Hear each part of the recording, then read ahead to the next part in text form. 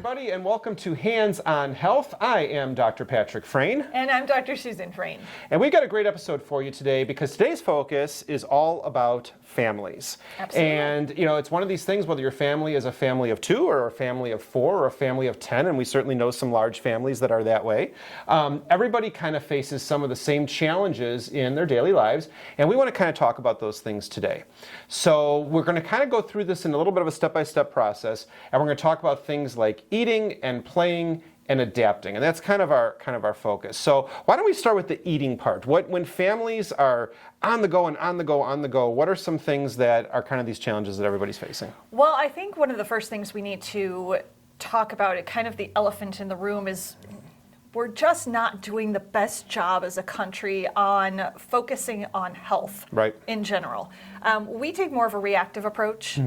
Instead of a preventive approach. You know, we talk about prevention and, prevention is key and it's so important. And yes, it is, but then we don't do very much about it. So when we're talking about, as a country, how we're doing, I gotta tell you, I'm giving us a failing grade. Well, when it comes to eating, you can't have Count Chocula cereal, and you can't have. I'm in the store and I see cookie dough cereal. I mean, if you're giving your kids cookie dough cereal for breakfast, that is not, living a proactive life. You're going to be reactionary with diabetes in 20 years. 20% of kids under the age of 19 in the United States are obese. Is it really 20%? 20%. And I'm not body shaming or anything like that. What I'm saying is our kids are way overweight. That's and 2 out of 10. It's insane. They are now experiencing problems that only adults used to experience. They're having type 2 diabetes. They're having high cholesterol. You're having kids with high cholesterol. But that has to be because of the on-the-go society, and it's not just the breakfast cereals. It's the Lunchables that are in the lunch. I think the fast food. Right. We're not even at fast food yet because we're still on lunch. Lunch is, if you're buying something that's pre-made at the store that came in a box and that there's more cardboard and plastic than there is content of food. Right. That is going to be so high in preservatives and so high in cholesterol and so high in these other things, no matter how good the label says it is, with natural flavors, which we all know aren't really natural. But you're going to have those issues. And then it's the drive time dinner because we got to go to soccer and dance and rugby and polo and table tennis and all the different things. Don't even get me started on the schedule of the American family. It has gotten that could come a little bit into the playing, right? Yeah, well, exactly. But these poor kids, they're coming out of school, sitting down for 8 hours a day in school. And then it's, okay, Johnny, here, have your snack, which could be potato chips or gummy bears or something like that, because we have to rush you off to this practice and that practice, soccer and baseball, and thank God they're getting some exercise then, which is fantastic, but they're eating like crap in the meantime. So if what you're hearing, if you're listening to this in the car, you're joining us on YouTube or wherever you're watching this podcast, if this is resonating with you, what are some things, though, that we can do, the take-home message, because people know this, right? Everyone that's listening to this right now goes, I'm guilty, we're putting up hands. We are all guilty of this. Okay, there's not a single person, us included, that haven't fallen into this trap or don't fall into it on a regular basis. So what are some things that people can do? We're just talking about the eat. We're not at the playing or adapting yet. But what are some things that people could do that would make a positive change that's easy to do? I think getting kids involved in meal preparation, meal planning, things like that from a very early age is very, very important. Getting them... How early? I don't care if they're 18 months, 2 years old. They can be helping out with literally just putting strawberries in a colander so that you can rinse them off. They can help wash fruit. There's things like that. As they get older, then it can be helping to prepare their own lunch. And, moms and dads, we need to be helping them learn what a nutritious lunch looks like. Yep, setting that example. And then as they get older, they start preparing that lunch themselves. They should be sitting down and preparing a meal a week. I know it's very hard. We're all on the go. And you said it, we're as guilty as the next family because that's just how life is nowadays. But we always have our Sunday dinners. And that is something that I have thought is so important, that we all sit down for one meal a week. Now, we might not see each other the rest of the week, but we all sit down for one meal a week. That's something that you could even put on the kids too. Hey, you know what? You're going to plan the Sunday meal this week. Let's sit down and we'll talk about that together. Yep. Here's what we need. Yep, We for need sure. a protein. We need a vegetable, and so on and so forth. Everybody has a role. Well, exactly. But you can even have it where, if you get the kids really involved, they could get really excited. Hey, it's your dinner this week. Mm-hmm. You're planning the entire thing. And then you sit down and you guide them through it, of course. Here are the different things we need, and they can choose their favorites. That's right. But they had a hand in it. And you can also make it an online activity too, because kids want to be on the computer, they want to be on the iPad, they want to do something. You can direct the children to saying, hey, go online and look up a healthy recipe. Do some research. Look up a healthy recipe. Look up something, that you like. Watch a YouTube video on how, somebody who was maybe 3 or 4 years old was using a dull knife to, cut some strawberries or whatever the case would be. How do you make a fruit salad? Which fruit goes into it? Sure. They feel like they're watching something on YouTube, so they're still getting their electronics in, but at the same time they're learning something. So I think from the eating standpoint, those are a couple things. But now it's not just sitting down and consuming food and then plopping ourselves literally on the couch. It's now we've got to figure out how to buy into this play 60 concept that I know the NFL kind of said, Sure. we got to get in this play 60. But I buy into it because I think 60 minutes of energy is really needed for a human being. Oh my gosh, yes. But families' idea of playing seems to be, I'm driving to soccer. I'm driving to table tennis. I don't know why I'm hung up on table tennis today, but maybe somebody's doing that, right? If you're playing table tennis. We know it's basketball and it's dance and it's gymnastics and it's soccer. Yep. But it's fun. There's probably kids that are doing badminton or something too. So we want to recognize Hey, them. I did that in high school. It's an all-inclusive podcast. That's exactly right. Okay, play. So now we're into play. There's got to be indoor stuff. There's got to be outdoor stuff. Where do we go? Well, living in the Midwest, we have 9 months of winter a year? It feels like sometimes. Yep. So we definitely need to have indoor stuff as well. So now there's your table tennis. Yeah. So see, that's very exciting. Yeah, we got your table tennis in there. There's so much that can be done. But again, getting the kids involved. Perhaps board games. Board games are spectacular. We're sitting here with, I almost said the Atari. Oh my God. Oh my God. It is vintage, and if you find an Atari right now, you're paying big bucks for it. Oh my God, that's really sad. Okay, I just dated myself. Anyway. That's okay. Yeah, we're talking, what do we have? A Nintendo Switch? We have a Nintendo Switch. Yes. We do not have an Atari. Wow. But there's a lot of that. Now, I love that they have gotten very involved in making sure kids are being active as well, though. Right. They've got the tennis and they've got the bowling and all of that stuff that you can do. But what about sitting down as a family and playing a board game? Yeah, and I think what that does too is I think you look at your family and you look at your kids, and if you even have 2 or if you have 5 or however many you have, or even if you have other kids over visiting, right? Because sometimes you have one child but they have like 5 friends over.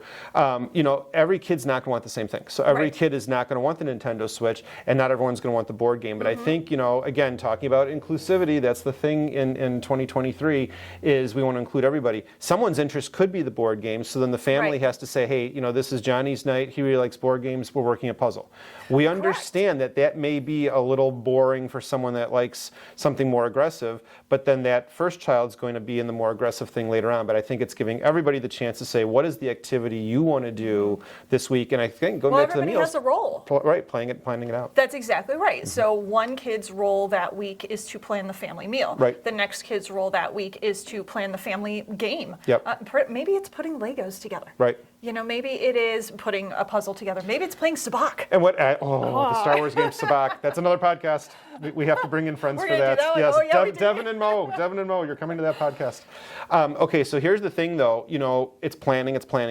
And I think everybody listening to this is going to say, you know what, I do plan meals, Doc, you're not telling me anything that I haven't known. Sure. But do you plan your play? Do you plan your board game versus your Legos versus your Nintendo Switch night? Probably not. But on that same calendar, that wall calendar that we hope everybody has, you could do that, right? You could say, this is our Lego time, this is this is that. We're making time for everything else. Johnny's got an extra practice this week. I always pick on poor Johnny. I know. Susie has an extra practice this week. Susie's very busy. We always tend to make time for that, but Right. we're not making time for the family. Right. We need to literally put that in the schedule. And I want to define something too, because I think, and we're guilty of this ourselves. The family means everybody, but the family also means pieces of the family that are sometimes missing. And so we can't ever get hung up in the fact of saying that, well, Patrick's not here today, so we can't do the puzzle. And Right. and then all of a sudden it's like, well, we won't do the puzzle because Dad's not here. Right. No, if Dad's off doing something else, then Susan and the two kids do the puzzle and Dad missed out on that activity. It's still family time. So if one child is off at a tournament, maybe with a parent, and they're off doing a basketball tournament, but there's other littles at home or there's someone else, don't feel, please, like you have to say, when are we ever going to get the whole family together? Right. The whole family's probably not going to be together, and you can still do these activities and include as many people that are there that day as possible. Exactly. Yep, Exactly. for sure. Getting out when we can, even during the winter months, and playing outside. Kick the kids outside and play in the snow. And you know Yep. what? Go out there with them. Right. Have fun. Throw Yep. snowballs. Exactly. Make a snowman. Exactly. Get out into the sunlight, even though there's maybe gray skies and you can't see the sun. It's still there. Yep, for so sure. get out there in the summer, spring and summer. Yeah, take the dog out for a walk. Right. Well, he should go out in the wintertime too. He But should. anyway, I'm just saying. If the dog hasn't peed all winter, we might have a different We problem. might have a problem. But get out there and walk the dog.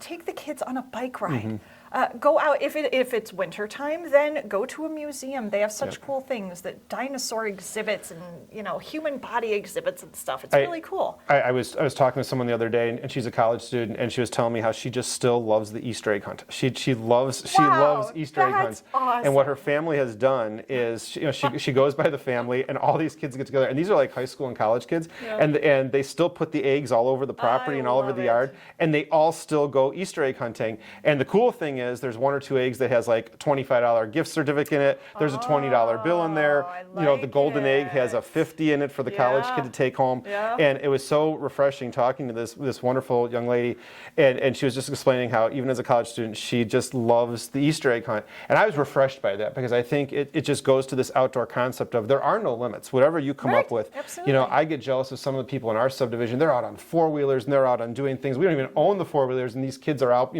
pulling each other around on snow tubes and stuff. And But is it's it really just so about cool. the Easter egg hunt? No, it's about when the family it's time. about the family time, and that's kind of the point. Yeah, It doesn't matter what you do. And eliminating the age requirement. So if you're listening to this, you say, but my kids are older, right, but come up with a creative idea like this college student just told me yesterday, where it's still fun to do, because the college kids are probably going to roll their eyes being like, I don't want to do an Easter egg hunt, until they find out there's a $50 bill in one of the eggs, that's and then different. suddenly they want to do it. So.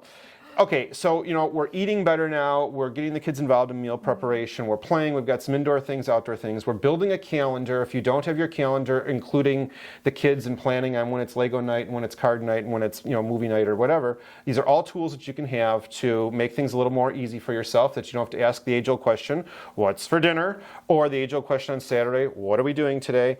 You would know. So now, though, what about our bodies? How do we get our bodies to adapt to just this on-the-go thing? Because personally, I think it's the most overlooked thing of all. Well, it's since the beginning of time, it has been the survival of the fittest. Mm-hmm. And I don't care if we're talking about humans or any type of animal, any being, it's survival of the fittest. And what does that mean? Adaptability. Right. So your ability to adapt to life is going to determine whether or not you survive, how long you survive for.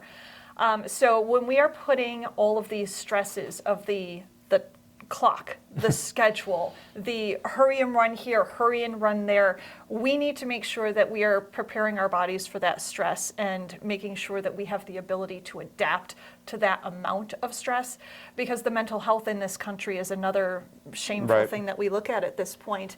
When you've got 20% of teenagers seriously considering committing suicide, Yeah, that's just- that is awful. Yeah, And it is. perhaps the ridiculous schedule that we keep has a little something to do with that. Well, I feel like it's just when we talk about all this, and anyone that's listening to this in the car, driving around, wherever, it just feels like when you bring up these topics, it's like it feels like weights on the shoulder. Yes. It really does. It feels like we're all at the perpetual gym, and our trainer has just put way too many weights on our bar. And they keep adding And more they and keep more. adding more, Yeah. and you can't even feel like I get to the point where I just need the bar. I can't even have weights on it. The bar is the most I can do, Right. but more weights keep coming on. So Yep. if we're in the perpetual gym, you just take the weights off and get that weight down.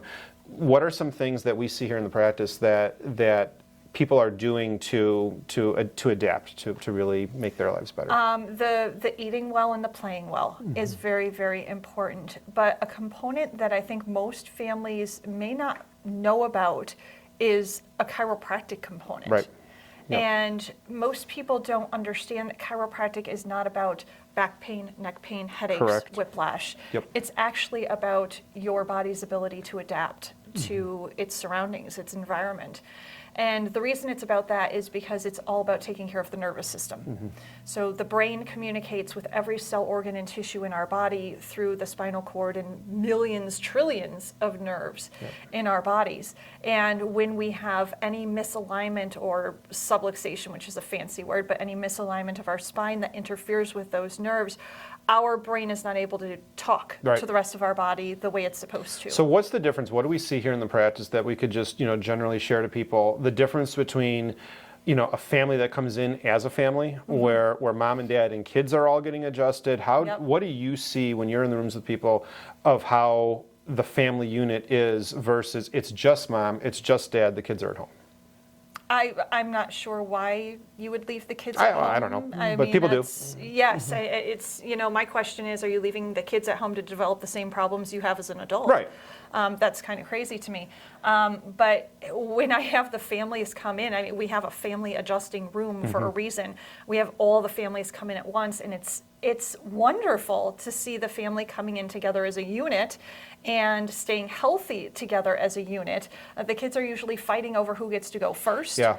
That's so much fun, so I keep track. Your It's turn. crazy. Okay, it's this person's turn this week, yeah. I always feel when I'm seeing people in the office that it's the mom and the dad and the kids, when everybody's in the practice, I personally feel, without singling any family in particular out, I always feel like those family units are they're more in sync. The stress levels are lower for those parents. Absolutely. There's good communication going on. And there's times that, I'm adjusting one person and mom's talking to someone else, what's your homework tonight? What do we have to do? This and that. Yes. But it seems like it's a debriefing time and everyone comes together. Everyone's on the same page with everything. But I just feel like those families are more chill, and they really just leave more like the deep breath and the exhale, and then it seems like the families that are leaving their kids at home that aren't engaged in the chiropractic care, that aren't getting adjusted, truthfully, those are the appointments I hear the parents saying more of, well, how's everything going today? Oh, it's this stress, and oh, it's that stress, and then we got this, and then we got that. I just tend to hear it less for the families that are, that are all for one and one for all. Yeah, and we always talk about how the kids model the behavior that they see. And that's true for eating. Your kids are watching what you eat. They're watching how you eat. If you stress eat, for example. If you're having a very stressful day and you're running to the cupboard to grab a sugary snack, the kids are seeing that. They are. And they're going to model that behavior. When it comes to exercise, when it comes to play, if your butt is sitting on the couch watching TV for 8 hours a day, or if you come home from work, you immediately sit down and you turn on the television, the kids are seeing that. That's right. And when you are coming in and you're getting adjusted and you're allowing your body to work to its fullest potential, I would just think that's something that you want for your child as well. Yeah. And we'll have families, or we'll have mom or dad that starts care with us, and they bring their kids to the adjustment, to their visit, and the kids are kind of sitting there, and inevitably within just a short period of time, the kids, and they're like 18 months old, 2 years old, they're climbing on the table before mom or dad can even get on there, because they are modeling what mom and dad are doing. And then we lay mom and dad down, and what do those kids do? I've got these little 2-year-olds coming over and doing leg checks on their parents. Because again, they're modeling the behavior. So what behavior do you want your child to model? You need to be that person. Absolutely. And I agree. And I think that, if anyone still doesn't get it after all this, great advice and just great information, if anyone still doesn't get it, I always think to myself, I understand a couple might go to Disney and leave the kids at home. But most people are not planning their Disney trip at the family dinner table and saying, Mom and I are going to Disney and we're going to go on this and this and this. Yeah. And the kids are all sitting there going, do we get to come? Do we get to come? And you say, no, kids, you get to stay home. Sucks to be you, man. Honestly, it's the same thing with your healthcare services. Right. If you're going to get dental exams, don't you take your kids and get their teeth checked? Of course. If the eye exams, if you're going to go get your eyes checked, you always schedule your child to get that eye exam. Yes. And then certainly in the chiropractic world too, to, even though it's maybe not the most common thing to think of, the parents that do it have better, healthier, more adapted, well-running, smooth-running lives because they're not leaving the kids at home to develop the same problems that they have. So That's exactly in the end, that's really what it comes down to. So today, we've really just talked about a focus on the family. And again, there's so many simple things that you can do. And I guess what I would just encourage everybody to do is take something home from what we talked about today, share it with somebody that maybe could really use the advice, start thinking outside the box of what you can do. Right. I don't think anything we've talked about today costs $1 million. A whiteboard at home, a couple meal preparations, getting the kids involved, which they like being helpers anyway. Absolutely. Realizing not everyone has to be there. If someone in the family is traveling, a spouse is out of town for work, you can still have family time together. Get outside, play. Parents play with the kids outside. Yes. Whether you have a ATV four-wheeler or whether you have a rope and a ball, it doesn't matter. You can do it all. So again, we thank you so much for listening and for tuning in today to Hands-On Health, where we take a hands-on approach to giving you advice and tips and things that we hear every day in our practice that we want to share with you. For Hands-On Health, I am Dr. Patrick Frain. And I'm Dr. Susan Frain. We look forward to seeing you next time. Like, share, follow us on social media, subscribe, and we'll look forward to seeing you next time.